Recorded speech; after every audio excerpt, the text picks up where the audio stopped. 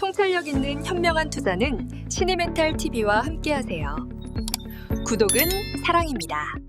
반갑습니다. 시네메탈TV입니다. 여러분, 해외에 돈 보내보신 적 있으신가요? 미국에 유학 중인 자녀에게 생활비를 보내거나 해외 직구를 결제하거나 해외 투자 송금할 때 말이죠. 수수료 보고 아마 깜짝 놀라셨을 겁니다. 100만원 보냈는데 5만원 정도 빠져나가죠. 그리고 시간은요, 이틀에서 5일이나 걸려서요.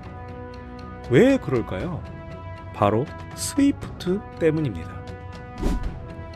자, 한국은행에서 중개은행, 또 증개은행에서 두 번째 중개은행, 그리고 최종 미국은행으로 4단계를 거쳐야 도착을 하죠.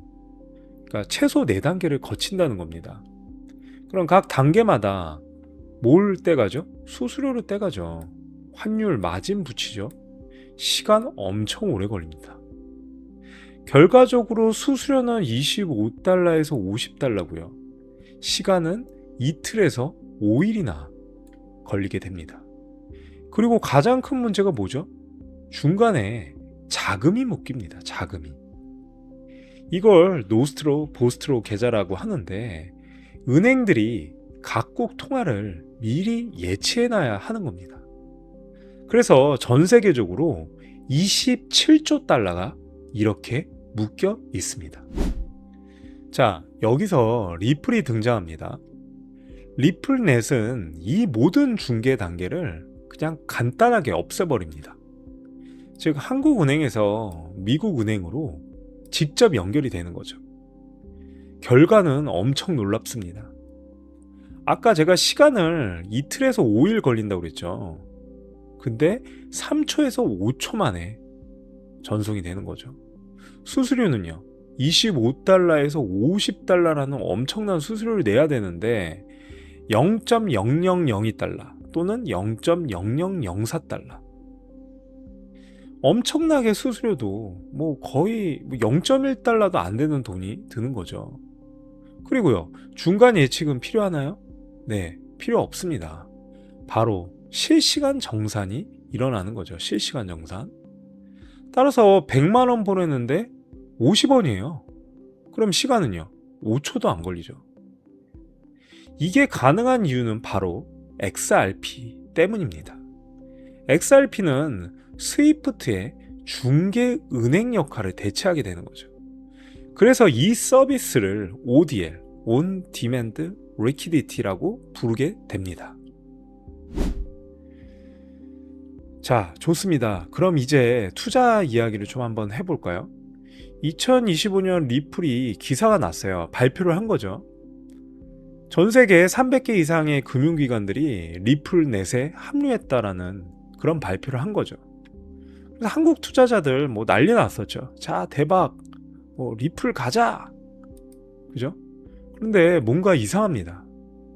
야후 파이낸스의 2025년 11월 기사 제목이에요. 그죠? 뭔지 모르지만 XRP 트랜잭션 볼륨이 떨어졌다라는 기사 제목이 나왔습니다. 아니, 300개 은행이 리플 넷을 쓰는데 XRP 거래량은 오히려 떨어졌다고요? 그러면 대체 무슨 일들이 일어나고 있는 걸까요? 자, 여기 진실이 있습니다. 300개 파트너십의 비밀이죠. 코인록 2025년 12월 보고서에 따르면요, 120개의 기관, 즉 40% 정도 되는 거죠. 이 40%에 해당되는 120개의 기관은 XRP 코인을 실제로 사용합니다. ODL 서비스예요. 하지만 180개의 기관, 즉 60%나 되는 이 180개의 기관은 리플넷 메시징만 사용합니다. 즉 XRP라는 코인은 안 쓰고 있는 거죠. 아니, 180개나 되는 60%에 되는 기관이 XRP 코인을 안 쓴다고요? 네, 맞습니다. 180개의 은행들은 리플이라는 회사의 기술은 좋아합니다. 왜냐고요? 빠르고 저렴하니까요. 하지만 XRP 코인은 싫어합니다. 그럼 왜일까요? 은행들이 XRP를 싫어하는 이유는 크게 세 가지라고 생각되어집니다. 첫 번째는 뭐죠? 미친 가격 변동성이겠죠. XRP는 하루에 5% 10%는 그냥 움직이죠. 떨어질 때 60%에서 70%까지도 떨어지니까요. 은행들은 이런 변동성을 감당할 수 없죠. 아니요, 감당하기 싫어합니다. 100억을 송금하는데 1시간 만에 5억이 증발하거나 생길 수도 있겠죠. 7, 80억이 없어질 수도 있는 거니까요. 두 번째는 뭐냐고요? 바로 규제 불확실성입니다. 2020년 SEC 소송 이후 은행들은 XRP를 터치하기 꺼려했습니다. 우리가 증권을 다루는 건가 하는 의구심 때문이겠죠. 세 번째는 뭔가요? 회계 처리 문제죠. XRP를 보유하면서 재무제표에는요, 암호화폐 자산으로 기록됩니다. 이게 은행 감사에서 아주 골칫거리죠. 차라리 달러나 유로로 처리하는 게 편합니다. 그래서 180개, 글로벌 180개 은행들은 리플 넷 메시징만 쓰고 실제 정산은 달러로 하고 있습니다. XRP의 속도와 저렴함은 포기하는 것이죠. 추가로 구독, 좋아요, 알림 설정은 시네멘탈TV에 엄청난 힘이 됩니다. 자, 그런데 여기서 반전이 하나 있습니다. 리플이 2024년 12월 RLUSD라는 걸 출시했어요. 이게 뭐냐고요? 달러 기반 스테이블 코인입니다. RLUSD 한 개가 1달러인 거죠. 1대1 패깅이 되어 있는 거죠. 가격이 고정되어 있습니다. 즉 변동성은 거의 제로에 가깝죠. 그리고 RLUSD는 XRP 레저라는 퍼블릭 블록체인에서 작동을 하게 됩니다. 즉 좀 이해하기 쉽게 설명을 드리면 XRP 레저라는 고속도로 위에서 XRP는 변동성 있는 차고요. RLUSD는 안정적인 차입니다. 이 두 가지가 XRP 레저라는 고속도로 위에서 함께 달린다. 이렇게 이해하시면 좀 이해가 쉬우실 겁니다. 즉, 리플 넷의 빠른 속도는 유지한다. 즉 3초에서 5초 정도밖에 안 걸리겠죠. 뭐가요? RLUSD가요. 그리고 저렴한 수수료는 유지합니다. 0.0002달러. 그러나 안정적인. 하지만 가격은 고정된 1달러로 고정된. 이것이 바로 RLUSD입니다. 그럼 이제 은행들의 세 가지 거부 이유가 모두 해결되는 거 아닌가요? 변동성 문제가 해결됐고요. 규제가 통과됐고요. 회계 처리가 간편하게 됐습니다. 따라서 2025년 11월 5일 마스터카드와 파일럿 프로그램을 같이 시작하게 됩니다. 그리고 현재 RLUSD의 시가총액은 약 1조 7천억이 되겠습니다.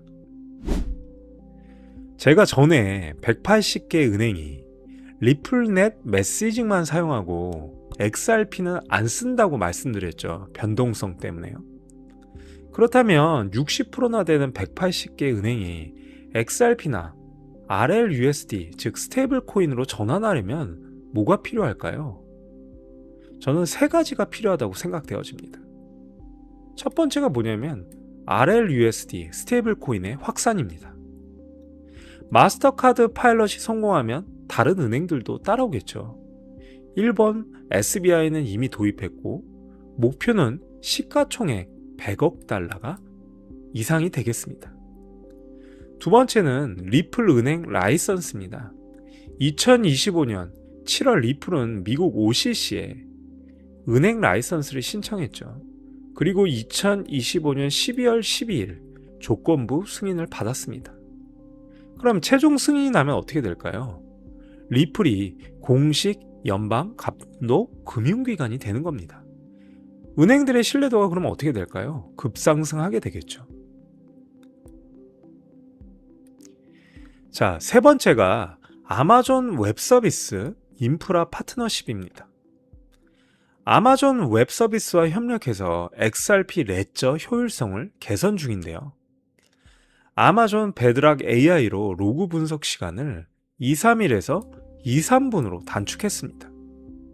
이건 XRP를 아마존 결제에 쓴다는 게 아니죠. 하지만 아마존 웹 서비스에 리플이 파트너로 등록되어 있다는 것 자체가 어떻게 된 건가요?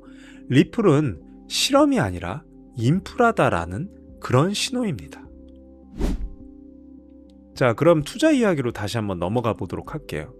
지금 월가 기관들은 열심히 움직이고 있죠.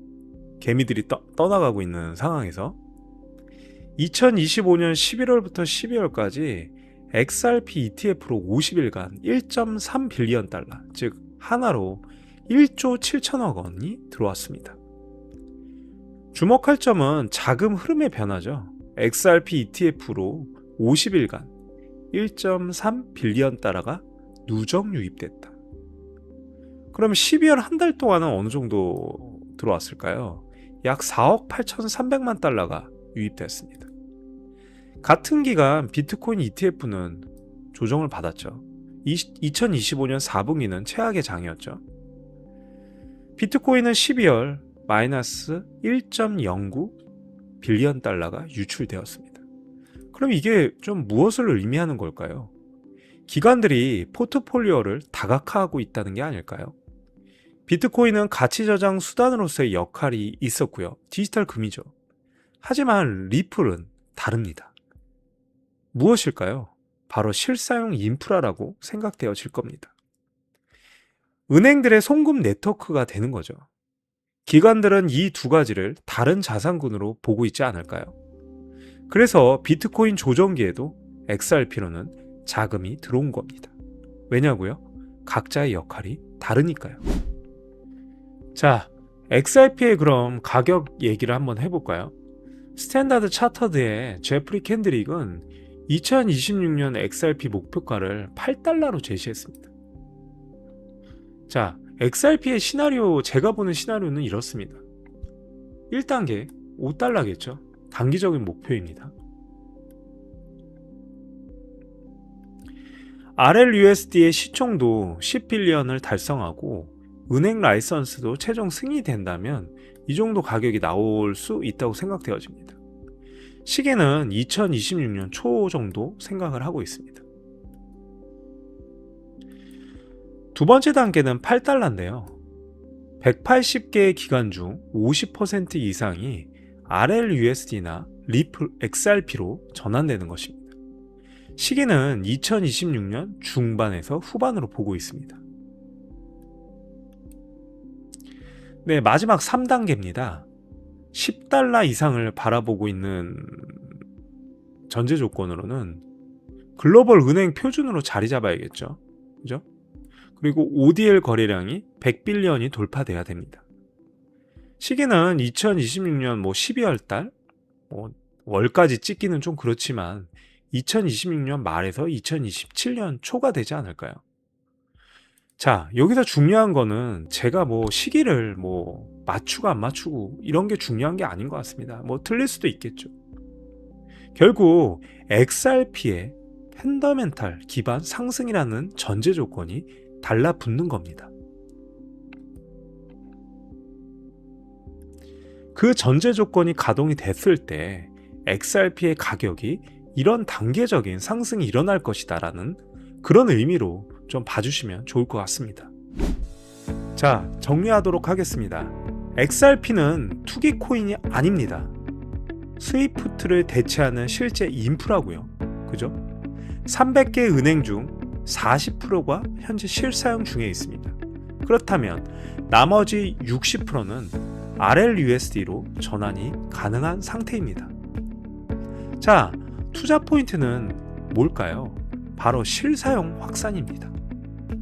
RLUSD 시총 10빌리언이 돌파돼야 되고요. 리플 은행 라이선스가 최종 승인이 떨어져야 됩니다. 또 마지막으로 180개의 기관의 전환율이 되게 중요하겠죠.